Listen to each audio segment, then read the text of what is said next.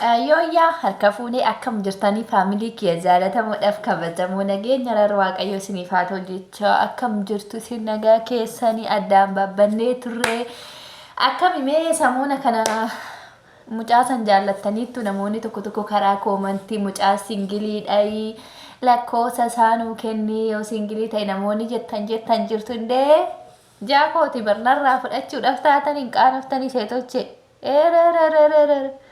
bakka jaa keenya miidiyaa irra fiduu hin dandeenyu jechuudha sababa keessaniifu amma gaafa wal bira dhufnee wajjin viidiyoo hojjannee bakka na jala hatuun keessanii na fudhuga waayinee na salphadhe doon baasuu baadheen jedhe nan gaabbe kalee koomantii san argee jedhe innaa har'a maala isinitti himuu dhufe gorsa tokkos shaamarran keenya kennu dhufe jechaadha. Haadha manaaf abbaa manaa tokko turanii waa'ee makoomantii sanitu na kaase waan kanatti. Innaa haadha manaaf abbaan manaa kun baay'ee wal jaalatan jechaadha baay'ee wal amanuu innis baay'ee ishee jaalata isheenis baay'ee isa jaalatti namoonni seenaa akkasii qabdan jiraachuu waan dandeessaniif koomantii jalatti yaada keessan bal'isaa nu barreessaa jecha dhugaa irratti hundaa'e yookiin jecha soba hin qabne jechaadha.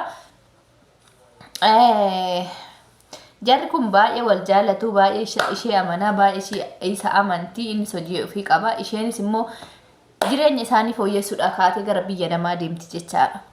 Waan seenaa dhugaati soba se'ina warroonni viidiyoo kana immoo waan akkasii kana baramuu danda'u akkanaa qabdan jiraachuu waan dandeessanii fi gorsa isinii ta'a jedhee jechoota ijoo isiniif ta'a faayidaa isinii qaba jedhee waan yaadifan viidiyoo kana hojjedhe jechaadha har'a. So amma isheen biyya namaa jirti osuma hojjechaa jiranii bilbiluma waliin haasa'uu ishiinis hojjettinis biyyatti waan ta'e hojjechaa jira. Amma guyyaa tokko mucayyoon kuni qalbiin ishee gaafa ishee fattantu gaafa jireenya ishee kanatti seexanni ergamee seexanni jireenya ishee kana qoruudhaaf ka'u gaafa diigama jireenya ishee kanaaf ishee kaasu maal gooti beektu? Hiriyaa ishee baay'ee jaalattuu fi ishee amantuu abbaa manaa koonaa qori jettee fuutee bilbila isaa itti kenniti. Mucayyoo kanatti jechaadha. Kazaa mucayyoo kanatti gaafa qoriidhaaf ergitu mucayyoon kun itti barreessitee gaafii jaalalaa gaggaafattee gaafa jettu abbaan manaa mucayyoo kanaa kun maal godha beektu? Ani gaa'ilan qabaa naman jaaladhuun qabaa jireenyan qabaa na dhiisi jedha. Nadhiisi abbireetti kootis waan rabbisii fire jaaladhu anas kan kootuma keessatti waaqayyoon eebbana haa kennu gaa'ila eebbifamaa gaa'ila kabajaa qabu gaa'ila jaalatamaan qaba jedhaan jechaadha. Amma obboleettiin keenya kuni qortii ishii asiin immoo dawwaltee fi bilbila hoonni akka tasaallee bira jiraatu baatee hojiidha ishiidha birallee jiraachuu baatee irraa kaasuu dide maal jettiin ati nama biraa faana hariiroo eegalteetta simbeekaa hariiroo biraa qabdaa sababa kanaaf daftee bilbila koonaan deebistuu daftee bilbila narraa kaasuu didda ati anatu si amane malee ati naaf amanamaan jirtu jettee jechoota qoccolaadhaan isa caccabsiti jechaadha. Mucaan kun adeemsuma keessaa jechoonni isheen jettuun kun isa aarsaa waan dhufeef obseetuma mucayyootan ofirraa dhiibaa tajanajjanuudhaaf itti ergamte kana yookiin qoruudhaaf itti ergamte kana ofirraa dhiibaatuma hojii ofiitti fufee yoo ishiin dawwaltee faati mana waan isa foggortuu waan jechaan isa xuxxuuf bilbila irraa kaasuu dida. Bilbila irraa kaasuu dideetuma bakka obseetuma ta'a maaliif jechoota jettuun santu isa aarsa.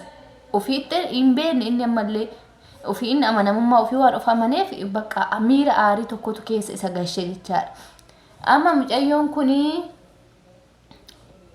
bakka qortee dadhabnaan maali akkasii ati dhiirbartii biraa faana hariiroo qabdaa kanaan irraa fattee kanaan bilbila koo daftee hin deebistu kanaan miseejii koo daddaftee ilaaltu jetti durillee akkasumatti hojjeta namni kun waan har'a baasee miti. Gin ofii itti erganii ka'anii hariiroo biraa qabdaa jechuun sun hin ta'a. Hin ta'u. Kazaa obboleettiin keenya kuni maaltu ishee mudate sinittan hima dhugaa shamarras keessattuu xanqar jedha dhaggeeffadha sinittan hima. Harkumaan sareedhaan foon eegi jettanii saree bira foon gootanii deemtanii saree sumaa foon nyaatte jechuun hin danda'amu.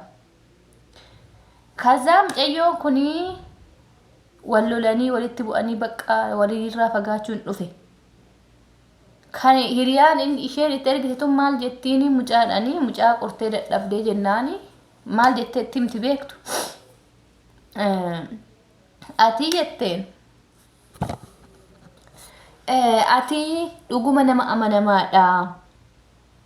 Baay'ee si laalee baay'een si madaalee. Haadha manaa keetitu sitti na ergee. Na qorinaan naaf qorinaan jettee na ergite. Ati nama amanamaadha, nama cimaadha. Isheen abbaa manaa biraa yookiin jaalallee biraa sooressa si olii kan qabeenya qabu waan argatteefi si gattee yookiin si dhiistee gara isaa deemu waan karoorfatteef si qoruutti jirti malee si jaalachaa hin jirtu. Ati maaliif goyyoomtaa? Isheen jireenya mataa ishee eegalteetti. Ati jireenya kee eegal jettiin jechuudha. Riyaan isheetun kan qoruudha dhadhetun jechaadha. Kazaa namtichi kun miira keessa seenee aaree dallanee hillitiidha yookiin miira aariitiin of to'achuu dadhabuudhaan maal godha isinitti fakkaata? Hiriyuma ishee kana jala garagaree ishuma tana janajjanee ishuma tana fuudha. Mee laala asirratti dubbii kana. Mee xiinxalaa isin.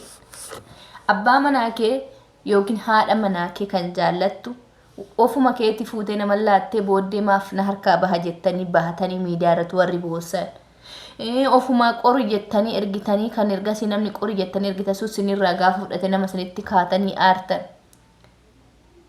Gaafa seexanni jireenya keessa seenu harkaan fuutanii daabiloosiin gaa'ila keessan keessa seensiftan dogongorri eenyu irratti murtaa'ame?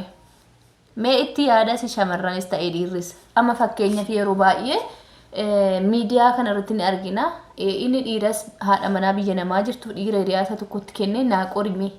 Haadha manaa koo naa laalime naa qorime maal hojjetti? Hin janajjanti moo janajjantu? Jedhee ka'ee fuudhee lakkoofsa dhiiratti kennee mucaan janajjanee mucaan miira gammachuutti naasosiisee dubartiidhaanis dogongortii itti of gatti. Kan dubartii abbaa manaa naa janajjan jettee fuutee itti ergitu sun ilma dhiiraati. Dubartiin amala ittiin qabannaa dhiira qabatan waan beektuuf haasaa ittiin dhiira miira keessa gashan waan beektuuf lubbuu koo ati abbaa manaati. Anaaf dhiira ati kennaadha waaqayyo siinaaf kenne. Ati kennaa koo isa dhugaadha kan waaqayyo dachiidhaan dabilii godhee sina badhaase waan taate narratti aboo qabda ati. Ati badhaasa koo waa hundaa oliiti bakka si wa'iif naa kenne jettee siisteem wa'iif fayyadamtee dubartiin immoo uumamaan amala ittiin dhiira amansiistu qabdi jechaadha. Amalli isheen simboo uumamaa qabdi. Simboo uumamaa gaafa jennu for example nuti dubartoonni uumamaan amaloota akka haala salphaa ta'een nama amansiisuu danda'u qabna. Fakkeenyaaf tokkoffaa dhiirri tokko nafa keenya ilaalee dhanna keenya ilaalee miirri keenya isa booji'uu danda'a. Inni tokko immoo haasa'a keenyaan dubartiin humnaanii miti dhiira kan bushitu amala qabdi. Naamusaan qabuu beekti dubartiin bakka simboo bakka laslas jettee bishaan taatee miira keessa dhiira tokko gashitee ofitti isa qabdee ofitti fuutee amansiisuu dandeessu qabdi uumamaan jechaadha. Kanaafuu dubartiin harka kanaan malee dubartoonni baay'een sababni bultii keessatti ulee dhugdan maali? Sababni xiffii dhugdan maali? Sababni dhiitichoo dhugdan maali? Booksi iji kan simbaduuf maali? Humnaan deemuu keessani waan hin dandeenyetu humnaan ni xatina. Humni hin fayyadu jireenya keessan keessa dubartiin biliitii yookiin abshaala ta'uu qabdi laal. Qaruutee bilxii yookiin qaruutee mi'ooftu ishii ta'uu qabdanis maaliifi maali ijammoo waan nyaata? Enna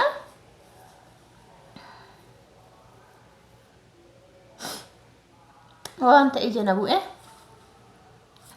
innaa dubartoonni abshaala ta'a itti fayyadama gaa'ila keessan akkamitti akka qabattan malaan jechuudha.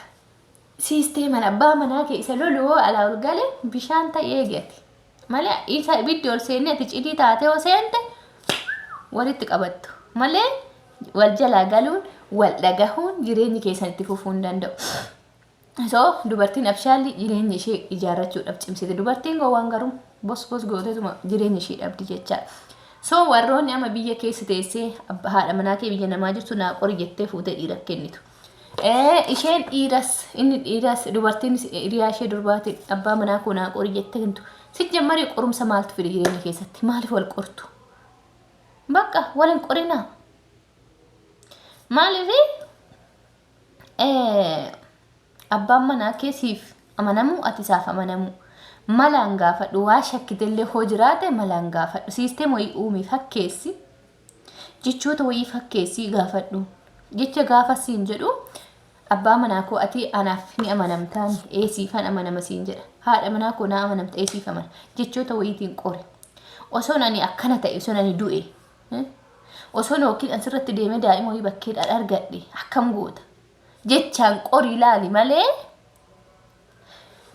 fuutee waraabessatti gogaa fe'aniin deeman jedhan. Foon sareedhaan eegin jedhanii akka warra gowwaa tisiisni foon hattuun jalaa nyaatte jennaani tisiisni haadha manaa tura buute situ foon keenya nyaatte fixama haadha manaa kiyyara teecha jedhe haadha manaa burisii ajjeessisan akkasin ta'ina. Gaa'ila keessan harkaan fuutaniin diigina. Gaa'ila keessan harkaan seexana seessisina. Ijoolleen baay'een qorumsi inni qonaa qorii isa naa qorii kana dhiisa. Hin ta'u qormaan akkasii. Mana keessan dhabdu, mana keessan diigdu, jireenya keessanitti gufuu taatan. Ijoollee baay'eetu gaa'ila isaanii dhabaa jira. Yeroo ammaa kana baay'ee miidhaa gurguddaatu ta'aa jira jireenya namoota keessatti. Qormaata baay'eetu ta'aa jira. Maaliif akkas akka gootan beektu garuu? Yaaddaniittu garuu? Yaada itti yaadati ilaala. Maalifan jireenya koo qora? Maalifan jireenya koo kufaati keessatti hambisa? Maalifan jireenya koo bakka hin taane dhaaba? Maalifan of balleessa jedha yaada. Erga wanni marii darbe erga jireenyi kee diigame erga manni kee diigame ergaati mana kee baxaxee booddee boo maaliif fayyada? Maaliif miidiyaatti baatee booda? Hiriyaati yana jala garagartee abbaa manaa koo fudhatte ishee fudhachuu dandeessi. Qori jettee ofiitti ergite. Inni dhiira haadha manaa keetti riyaa kee dhiira argite isan amanutu nagane akka obboleessatti riyaa amanutu nagane na jala garagaree haadha manaa koo ni jalaa fudhate jetta. Ofiitti ergitee kaate maa akkasina godhame jechuun riyaakshinii addaa uumuudha jechaadha.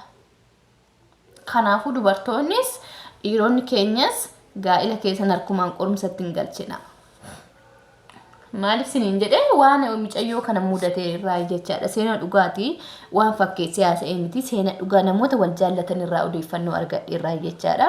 Fakkeessina itti haasa'icha riyaaktii godhee dheeressee itti isin hime malee akkanatti himametti sa'aatiin tokko iyyuu hin gahu jechaadha. Keessa jechoota ijoo fudhadheen gorsa waan sinii ta'uuf jedheeni malee haasofni jarri irratti wal dhaban jalqaba akkamitti akka wal jaalatan jaalala akkamii keessa akka wal turan ergasii yoo akkamitti akka gargar bahan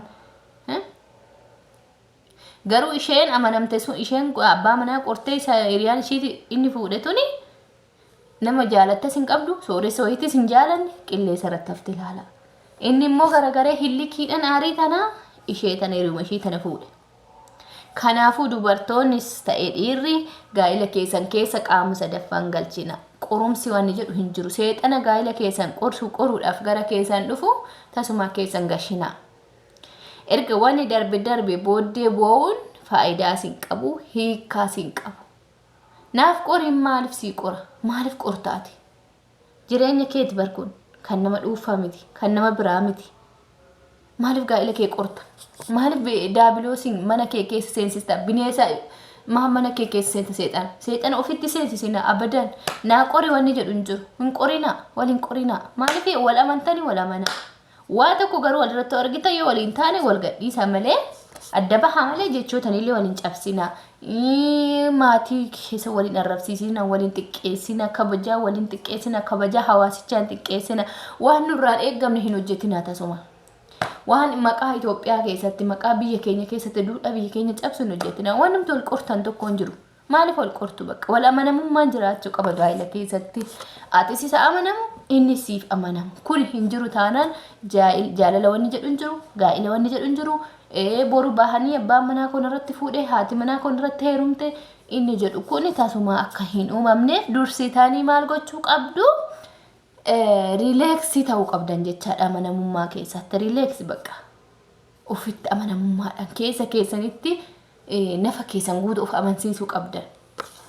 Yoo amanamummaan mana keessan keessa hin jiru ta'e gaa'illi keessan wanni jedhu hin jiru. Bakka shakkiidhaan guutamte taanaan boruu jiga manni kee. Kanaafuu dursinee har'a yaaduu qabna. Dursinee har'a rileeksii ta'uu qabna. Dursinee har'a of amansiisuu qabna. Dursinee har'a waan hunda beekuu qabna. Innaa kanuma siniin jedha. Nagaatti naa jiraadha. Warroonni chaanela eebbisaa intartiimentiif haarawaa taatan laayik, sheer, sabiskiraayibii godhaa. Akkasumas odeeffannoo dabalataa barbaadan mallattoo notifikashinii san oonii godhaa. Mucaan viidiyoo naan jettan guyyaadhaan viidiyoo isaa laayikii, sheerii godhaatti koomentii jalatti nuuf jedhaa baay'inaan barreessaa. Gurbaan akka deddeebi'ee sinii dhufu warroon immoo komantiidha mucaa singiliidha moo lakkoofsa ergi jettan taxanqaqu